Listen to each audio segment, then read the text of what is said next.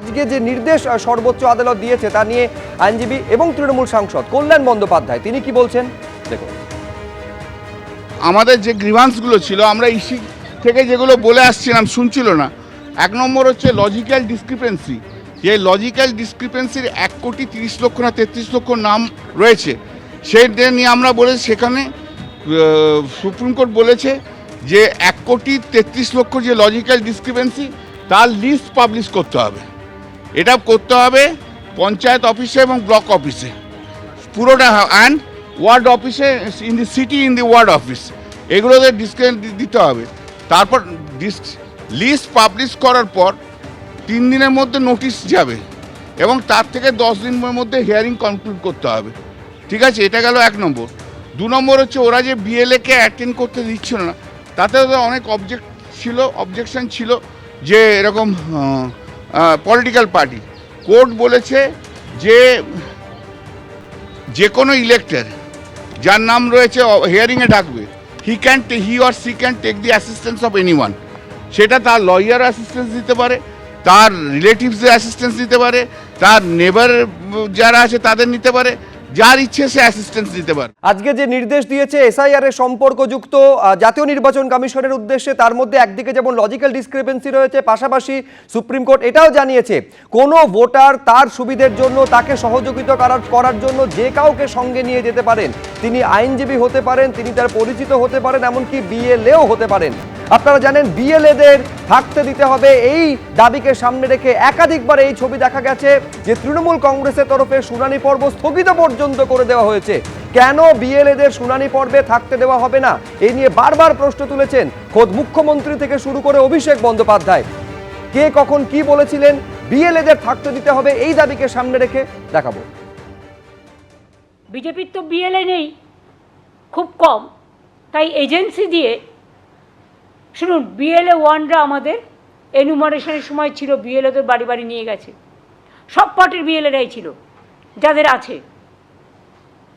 কিন্তু যখন হিয়ারিং করছে তখন কিন্তু বিএলএদের ঢুকতে দিচ্ছে না।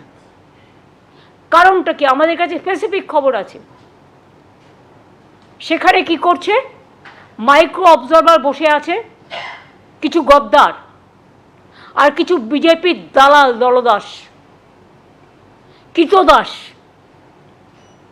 যারা কেউ গেলেই বলছে অ্যান্টি বেঙ্গলি, অ্যান্টি ন্যাশনাল, রাষ্ট্রবিরোধী, এবং লিখে দিচ্ছে যে নট ফাউন্ডিং এনি এভিডেন্স, কোনো এভিডেন্স পাওয়া যায়নি।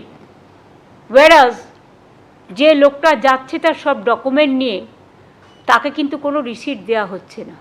बोला कि आपके BLA 2 क्यों हियरिंग मेन्यू में जाएगा? मैंने बोला क्यों नहीं जाएगा? अगर BLA 2 बूथ में बैठ सकता है, पोलिंग स्टेशन में, जब आप इन्यूमरेशन फॉर्म डिस्ट्रीब्यूट कर रहे हैं, तब BLO के साथ BLA 2 जा सकता है, तब हियरिंग में BLA 2 क्यों नहीं जाएगा? बोला नहीं जाना चाहिए। मैंने बोला ठीक है, नहीं जाएगा, आप सर्कुलर इशू करो। बोला मैं सर्कुलर इशू नहीं करूंगा। मैं बोला सर्कुलर इशू नहीं करेगा तो BLA 2 रहेगा। আজকে যে নির্দেশ এসআইআর এর সঙ্গে সম্পর্কযুক্ত সর্বোচ্চ আদালতের তরফে জাতীয় নির্বাচন কমিশনের উদ্দেশ্যে দেওয়া হয়েছে, এই নির্দেশের মধ্যে তাদের জয় দেখতে পাচ্ছে তৃণমূল কংগ্রেস। অভিষেক বন্দ্যোপাধ্যায় আজকে কি বললেন আপনাদের সামনে রাখবো, পাল্টা বিজেপির তরফে শঙ্কর ঘোষ কি বললেন, পরপর দেখুন। সুপ্রিম কোর্ট তৃণমূলের দাবিকে মান্যতা দিয়ে বলেছে লজিক্যাল ডিসক্রিপেন্সি লিস্ট রিলিজ করতে হবে। শুধু তাই নয়, ওরাল আর্গুমেন্ট চলাকালীন আমি যতটুকু শুনেছি, বিচারপতিরাও বলেছেন BLA 2 হিয়ারিং এ থাকবে। এর সাথে যারা হিয়ারিং এ যাচ্ছে তাদেরকে রসিদ দিতে হবে, অ্যাকনলেজমেন্ট দিতে হবে। বিজেপির এসআইআর এর খেলা শেষ। আজকে আস্তে আস্তে যে খবর পেলাম, 1 কোটি মানুষকে বেছে বেছে যারা ভোটার তালিকা থেকে বাদ দেব বলেছিল, এই জয় মামাটি মানুষের, এই জয় খেটে খাওয়া মানুষের, এই জয় বাংলার, যারা বাংলার মানুষকে খালি ভাতে মেরে চুপ করে বসে থাকেনি, আমাদের মৌলিক অধিকার ভোটাধিকার কেড়ে নিতে চেয়েছে তাদের দু গালে দুটো কষিয়ে থাপ্পড় মেরেছে দেশের সর্বোচ্চ আদালত। আজকে কোর্টে হারালাম, এপ্রিলে ভোটে হারাবো। বাংলার মাটি দুর্জয় ঘাটি, এটা উত্তরপ্রদেশ, বিহার, মধ্যপ্রদেশ, গুজরাট নয়। বলেছে শুধু লিস্ট রিলিজ হবে না, গ্রাম পঞ্চায়েত ধরে ধরে তালিকা পঞ্চায়েতের অফিসে টাঙাতে হবে কার নাম হিয়ারিং এ ডাকা হচ্ছে, কাকে ডাকা হচ্ছে, কি কারণে ডাকা হচ্ছে। আমরা এটাই তো চেয়েছিলাম, আমরা এটাই তো চেয়েছিলাম।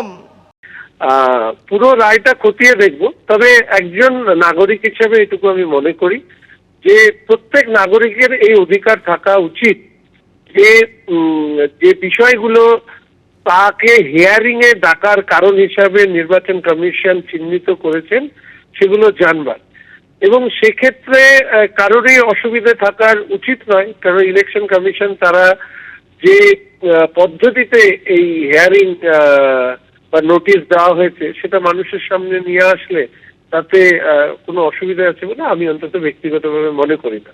আর বাদবাকি রায়ের সব অংশ পড়েই এর প্রতিক্রিয়া। এবিপি আনন্দ, এগিয়ে থাকে, এগিয়ে রাখে।